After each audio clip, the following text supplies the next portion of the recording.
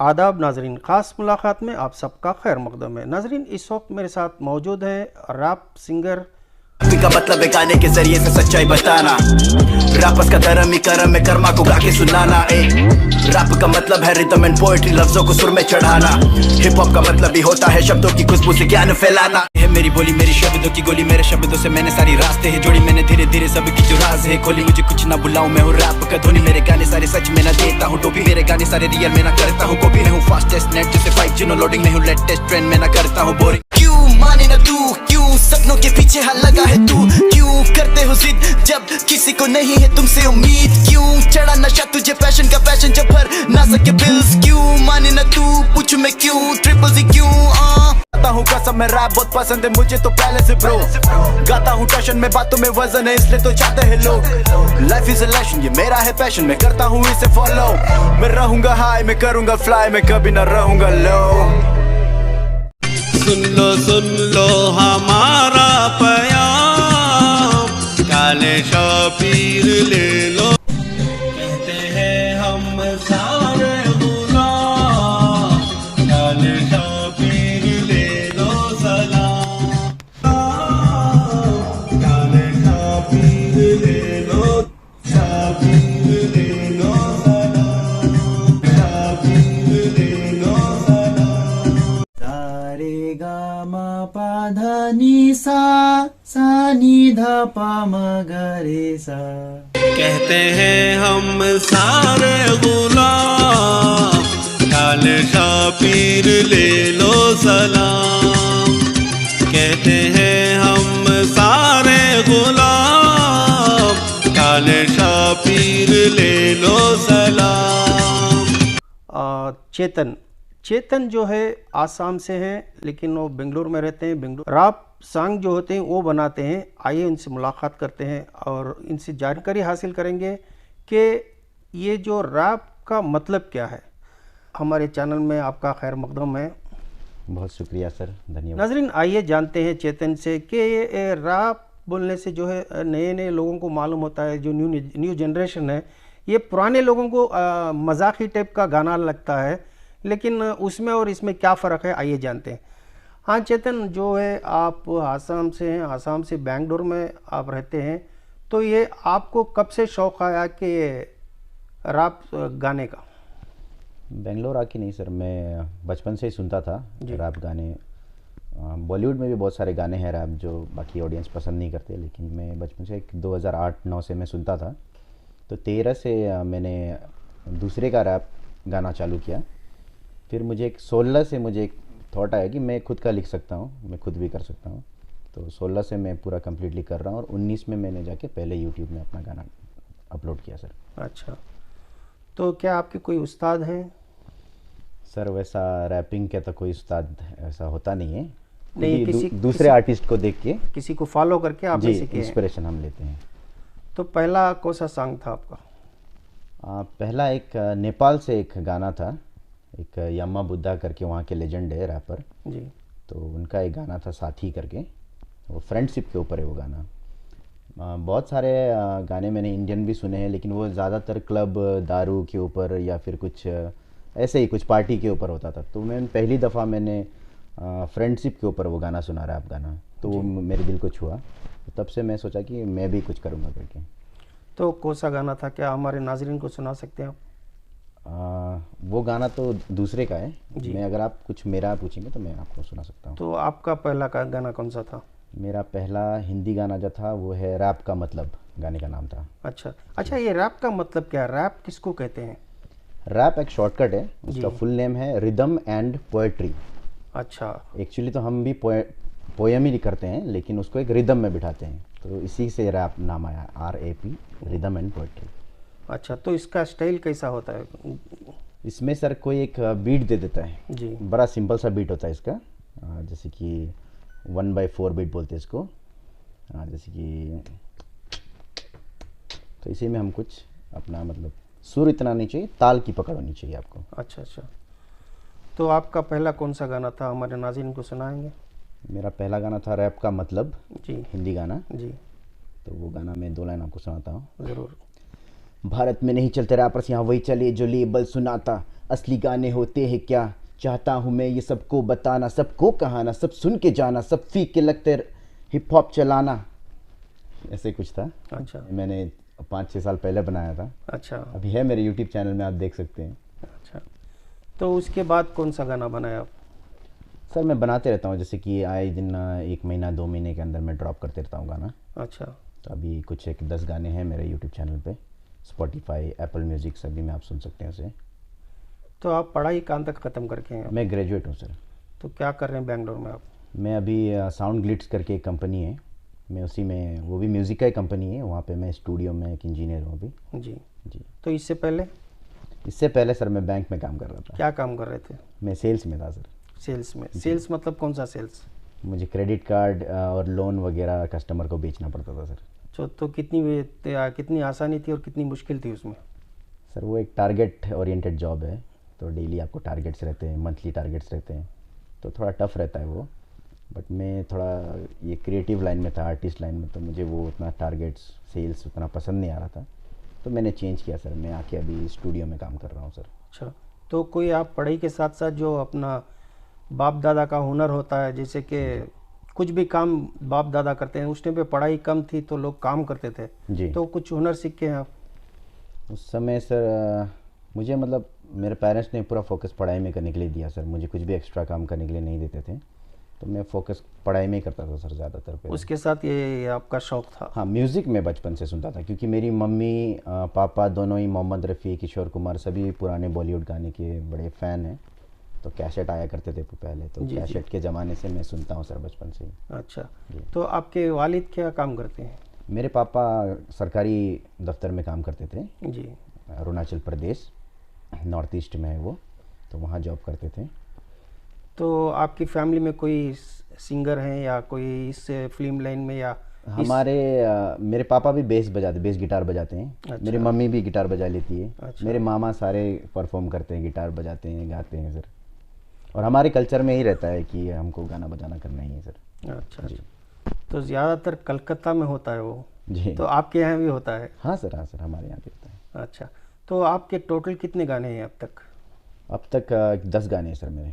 10 गाने यूट्यूब में मिल जाएंगे। तो एक एक लाइन सुनाएंगे 10 गानों का? हाँ, सभी का नाम मैं बता देता हूँ। जो मेरे गाने हैं जी। मैंने पहला एक नेपाली गाना अपलोड किया था, उसका नाम था दामी के बाद मैंने और एक नेपाली चैनल के साथ मैंने कॉलैब किया नेपाल में, उसका नाम है था छैना बोल के, उस गाने का नाम, उसका मतलब होता है कि मुझे नहीं मालूम। अच्छा। उसके बाद मैंने हिंदी बनाना शुरू किया, मैंने चालू करके एक गाना बनाया, फिर मैंने कॉल मी अप करके एक इंग्लिश और हिंदी मिक्स एक गाना बनाया, फिर मैंने रैप का मतलब करके एक गाना बनाया, फिर बेंगलोर आके मैंने सीधी बात करके एक गाना बनाया। अच्छा। उसके बाद रियल मीनिंग करके, वो भी हिंदी गाना ही है, और उसके बाद एक हाई करके एक गाना है, और रिसेंटली मैंने क्यों करके एक गाना बनाया है। अच्छा। तो पहले हमें हमारे नाज़रीन को सीधी बात का एक गाना सुनाइए। सीधी बात की आपको 2 लाइन सुनने हैं। जी जी जी। जी, मैं जो बेंगलोर आके जो गाना बनाया था सीधी बात जी। में, उसका 2 लाइन आपको सुनाता हूँ। पैदा हुआ पला बड़ा नई सोच के साथ, मैंने लिखे इतने गाने सारे खोज के बाद, जो भी करता हूँ करूँ सारे मौज के साथ, तभी तो झूमे मेरे फैंस मेरे फ्लो के साथ, सीधे रास्ते मिलेंगे तुझे मोड़ के बाद, उन्हें भी याद में करूँ जो गए छोड़ के साथ, सारी नफरतें मिटाओ दिल से आज के आज आ गया फिर एक सवेरा देखो रात के बाद, बस इतनी सी करता हूँ आज की बात, क्या तुमको बता दूँ सब राज की बात, लोग बिक जाते पैसे से रात के रात, यहाँ चलता नहीं किसी के भी बाप का राज, बात सुन लो तुम मेरी कान खोल के आज, जो बोलूँ मैं बोलूँ सच मेरी आवाज़। तकरीबन आप 10 गाने बना के हैं, तो आपका फेवरेट गाना कौन सा है? सर अभी तक तो सारे मेरे मैं ट्रायल कर रहा था बोलिए, जी। अब आने वाले हैं सर कुछ नहीं, अपकमिंग इसमें गाने। आपको कौन सा ज़्यादा पसंद है आपको? सर सभी अलग अलग मूड का है। नेपाली में कौन सा पसंद है और हिंदी में कौन सा पसंद है आपको? नेपाली में जो पहला डाला था मैंने जी। वो मुझे सबसे पसंद है, दामी। जी। और हिंदी में बोलूँ तो सबसे मैंने फैक्ट्स बोला है तो वो रैप का मतलब गाने में है। अच्छा। तो बताइए ना, वो भी तो हम भले ही सुनना चाहेंगे। भले ही उसका रिकॉर्डिंग मैंने स्टूडियो में नहीं, मैंने घर में किया उसका। किस तरह से किया आपने? वो बहुत जुगाड़ करके किया था सर। अच्छा। कुछ मतलब हम ऐसे ही ब्लैंकेट डाल के उसके अंदर माइक डाल के हम रिकॉर्ड किए उस गाने को। अच्छा। लेकिन आपको फिर भी प्रोफेशनल क्वालिटी आपको सुनाई देगा उसमें। अच्छा। तो वैसा जुगाड़ करके हम पहले किए थे। तो आपको दिमाग में कैसा ऐसा बिना स्टूडियो के गाना रिकॉर्ड कर सकते हैं बोल के? बजट नहीं था ना सर, तो बजट नहीं इसी था। की वजह से जी। तो बजट कम होने की वजह से आप अपने घर में जी। ब्लैंकेट डाल के अंदर गाना गाया। जी सर। अच्छा, उसमें माइक कौन सा इस्तेमाल किए थे आप? वो भी बहुत बेसिक सा था, एक 2000 का माइक था सर वो। अच्छा अच्छा। जी तो 2 लाइन सुनाएंगे। आप जो नए गाने बना रहे हैं, जी। तो कितने गाने बन रहे हैं और कौन सा पहला आने वाला है आपका? अभी सर मैं एक ईपी ड्रॉप कर रहा हूँ। अच्छा ईपी का मतलब आपको पता होगा शायद, जी एक्सटेंडेड प्लेलिस्ट, जी। या एक गाना से ज़्यादा रहता है तो ईपी कहते हैं हम उसको। अच्छा अगर वो पूरा 12-13 गाना रहता है तो उसको एल्बम कहते हैं। अच्छा। तो अभी मैं एक ईपी बना रहा हूँ, एक इसमें ईपी में कितने गाने आते हैं? इसमें एक 4-5 गाने रहेंगे मेरे। 4-5 गाने में ईपी बोलते हैं उसको? जी, एक्सटेंडेड प्लेलिस्ट। अच्छा अच्छा। जी। तो सिंगल गाने को क्या बोलते हैं? सिंगल। सिंगल बोलते हैं। ईपी रहता है, सिंगल रहता है, मिक्स टेप रहता है और एक एल्बम रहता है पूरा। अच्छा, आपके जो रैप सॉन्ग में फीमेल की आवाज़ है? नहीं सर। क्यों नहीं लिया अब तक? सर ये मैं एक इंडिविजुअली कर रहा हूँ अभी। जी। जैसे कि कोई बैंड वगैरह कुछ नहीं है, जो भी कर रहा हूँ मैं अकेले कर रहा हूँ। हम्म, तो जो इन फ्यूचर अगर होगा तो पक्का हम किसी ना, अगर कोई कॉलैब करना चाहेंगे मेरे साथ जी। तो ज़रूर करेंगे सर, ऐसा कुछ नहीं। तो रैप का जो टेस्ट रखते हैं लोग, गाना चाहते जी। हैं, तो आपसे रब्ता करेंगे, तो आप उनको चांस देंगे आपके साथ गाने के लिए? ज़रूर सर, ज़रूर। अगर उनका टैलेंट मेरे टैलेंट से मैच कर रहा है, मतलब मेरा वाइब और उनका वाइब मिल रहा है, जी। तो ज़रूर सर, क्यों नहीं करेंगे। तो अभी जो नया रैप सॉन्ग आने वाला है उसमें जो है जी। आपका फेवरेट कौन सा है और अच्छा हो? 1-2 लाइन सुनाइए हमारे लिए, जी। अभी हमारे जो नाजरीन के लिए। जी सर, अभी जो ईपी आ रहा है मेरा, जी तो उसमें 3-4 गाने हैं, 4-5 गाने सॉरी। जी। तो उसमें से एक बैड लक करके एक गाना है। अच्छा। वो मेरा फेवरेट है। तो बैड लक क्या सोच के बनाए आप?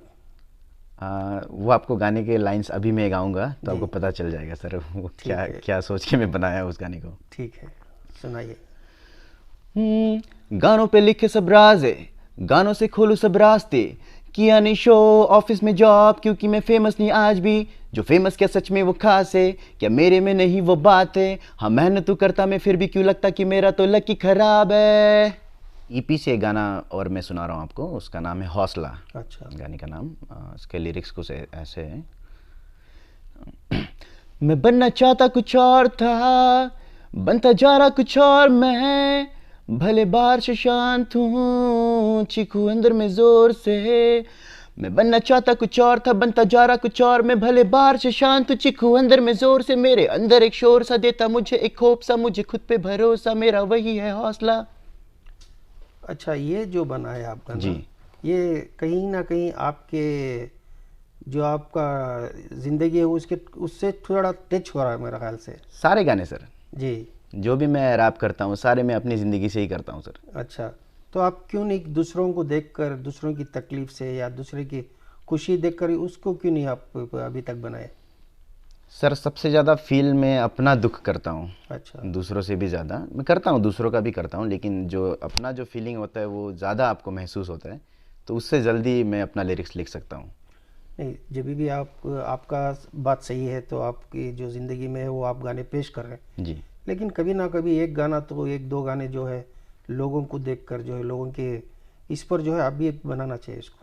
जी सर, ज़रूर बनाऊंगा सर, आगे मैं जाके ज़रूर आगे बनाऊंगा। इसको, इसका ख्याल था आपको बनाने का या मैं बोलने नहीं के नहीं सर, मेरे को ख्याल है इसका। जी ये एक आप जो बोल रहे हैं कि वो कमर्शियल लेवल में होगा, जी। अभी जो मैं कर रहा हूँ ये अंडरग्राउंड म्यूज़िक है सर। अच्छा। तो अंडरग्राउंड में सबसे ज़्यादा फील में अपने जो दुख है सुख है उसको मैं फील कर रहा हूँ, तो उसी को प्रेजेंट कर रहा हूँ। और ऐसा होता है कि सर मुझे जो दुख हुआ है लाइफ में वो आपके साथ भी कभी ना कभी बीता होगा, तो वो रिलेटेबल हो जाता है। जी जी। तो यही मेरा लाइन सुन के वो अपने जीवन में भी उस लाइन को सोचते हैं, जो लिसनर्स है मेरे। ये जो पुरानी यादें हैं उनकी जी। ताज़ी हो जाती है। जैसे मैं अभी इस लाइन पे बोला कि मैं बनना चाहता कुछ और था, बनता जा रहा कुछ और मैं, तो वो किसी और के लाइफ में भी होता है सर, सिर्फ मेरे लाइफ में नहीं होता है। तो अभी कितना खुश हैं ये काम से आप? क्योंकि जो बैंक का काम करते थे उसमें जो है बहुत परेशानी रहती थी, मंथली टारगेट होता था आपका, जो आप काम कर रहे थे उसमें जो है लोगों को जवाब देना चाहिए था, मैनेजर होता, सीनियर मैनेजर होता, एमडी होता, सबको जवाब देना था, तो आप कुछ और बनना चाहते थे। जी सर। तो मन में एक अरमान थी कि मैं बचपन से एक अच्छा सिंगर बनूं। जी सर। तो अब जो वापस यहाँ पे आप आगे कर रहे हैं इस काम को और आपके एल्बम्स बनते जा रहे हैं, तो आपको कितना खुशी महसूस हो रही है? सर बहुत खुशी होती है सर उसमें कि मैं मतलब जो भी अपना पैशन है उसे फॉलो कर पा रहा हूँ।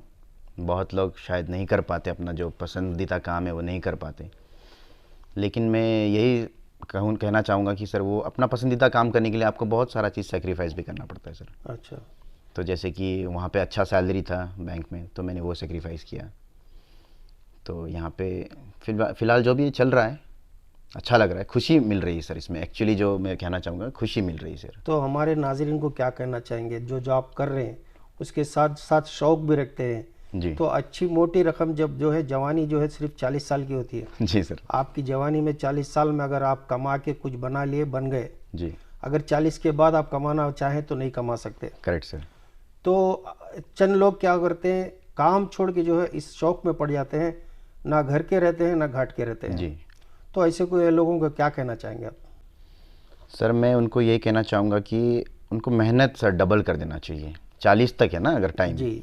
तो उनको एक कैलकुलेशन से चलना चाहिए, उनको एक डबल मेहनत करना चाहिए सर। जो काम वो अपना शौक़ भी है, अगर उनका कुछ मजबूरी है कि उनको कमाई भी करना है और शौक़ भी पूरा करना है, तो वो कमाई भी करे और अपनी छुट्टी के टाइम में वो अपना शौक़ भी ज़रूर पूरा करे सर। आपके फैमिली में जो है जी जी। आपसे कितना खुश है?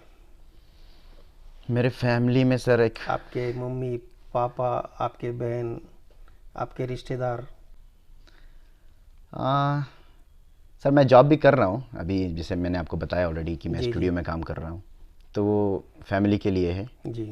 और जो शौक़ है वो मेरे लिए है। अच्छा। तो है 50% खुश है उन लोग। अच्छा। कभी बोलते करो, कभी बोलते हैं कि थोड़ा देखो थोड़ा। महंगाई जो है दिन पे दिन बढ़ रही है, जी सर। आपकी कमाई कम रहेगी, आप यहाँ का देखेंगे, आपको वालिदा वालिद को पैसे भेजने का देखेंगे, तो आपका फ्यूचर भी है। अभी शादी हो गई आपकी? जी हाँ सर। कितने बच्चे हैं आपको? मुझे एक बच्चे सर। एक बच्चा है, तो आपका और खर्चा बढ़ गया। जी सर। तो ऐसे में आप क्या इसी पे डिपेंड रहेंगे या इसके अलावा कुछ करना चाहेंगे? हाँ सर मैं तो क्योंकि जो रैप सॉन्ग है कभी कभी क्लिक होता है, एक बार क्लिक होने के बाद आदमी फिर 10 साल नहीं दिखता है। अगर क्लिक हो गया तो आपको प्रोग्राम्स मिलेंगे, जी सर। अगर नहीं हुआ तो बड़े बड़े स्टार की हालत आप देखिए। जी जैसे कि आपने जो भी टीवी में शो आते हैं गाने के, जो टैलेंट शो, जी सर। उनकी हालत क्या है आज? आप शायद उनकी हिस्ट्री पढ़िए तो उसको आप ऑब्जर्व करेंगे, तो आप इसके साथ साथ कुछ करना चाहिए ताकि आपकी फैमिली को पूरा सपोर्ट रहे। जी सर, इसीलिए मैं जॉब भी साथ साथ ही रखा हूँ। ऐसा नहीं कि मैं जॉब छोड़ के सिर्फ म्यूज़िक करके घूम रहा हूँ, ऐसा नहीं है। जो स्टूडियो में मैं काम कर रहा हूँ, मुझे अच्छी खासी वहाँ से आ रही है, तो मैं चल रहा हूँ मतलब। तो और बढ़ाने के लिए क्या करोगे? और बढ़ाने के लिए सर जो मैं सीख रहा हूँ स्टूडियो से, मेरा फ्यूचर प्लान है कि मैं अपना खुद का स्टूडियो खोलूँ। जी। खुद का एक स्टूडियो खोल के चलाने का मुझे मन है। एक बिज़नेस में, मुझे म्यूज़िक के बिज़नेस में ही मुझे घुसने का मन है सर। आज इतनी टेक्नोलॉजी बढ़ गई है, जी।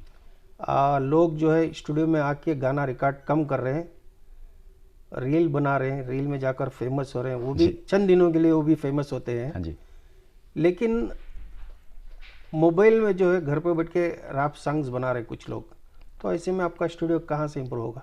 स्टूडियो, बस स्टूडियो नहीं, और भी प्लान्स है मेरे। जैसे कि स्टूडियो के साथ मैं कुछ म्यूज़िक का प्रोडक्ट भी बेचूंगा बाद में। अच्छा। या फिर और भी कुछ, जो भी मैं काम करूंगा वो म्यूज़िक से अब रिलेटेड रहेगा सर। अच्छा, तो आप ये ज़िंदगी भर का साथ रखेंगे इसको? जी, म्यूज़िक के साथ ज़िंदगी भर का साथ है सर। बहुत बहुत शुक्रिया, आपने न्यूज़ 16 डिजिटल को वक्त दिया। Thank you sir. हम दुआ करते हैं कि आपके जो भी मसले हैं जी सर। और जो भी बनना चाहते हैं आप, अल्लाह उसे पूरा करे। Thank you sir. नाज़रीन, ये थे ख़ास मुलाकात में चेतन, जो रैप सिंगर्स थे। तो इन्होंने जो भी कहा है, इनकी लाइफ के ताल्लुक़ से जो है इन्होंने ये रैप सॉन्ग बना रहे हैं और आने वाले लोगों को जो एक मैसेज दिए हैं, अगर आप कुछ बनना चाहते हैं, आपका फैशन है कुछ सिंगिंग करने का, तो आप पहले जॉब करके आप इसके पार्ट टाइम में ये करें। नाज़रीन, इसी तरह मेरे साथ बने रहे। अगली मुलाकात किसी ना किसी एक नए चेहरे के साथ आपको ज़रूर मुलाकात कराऊंगा और अच्छी आपको जानकारी पहुंचाऊंगा। आदाब।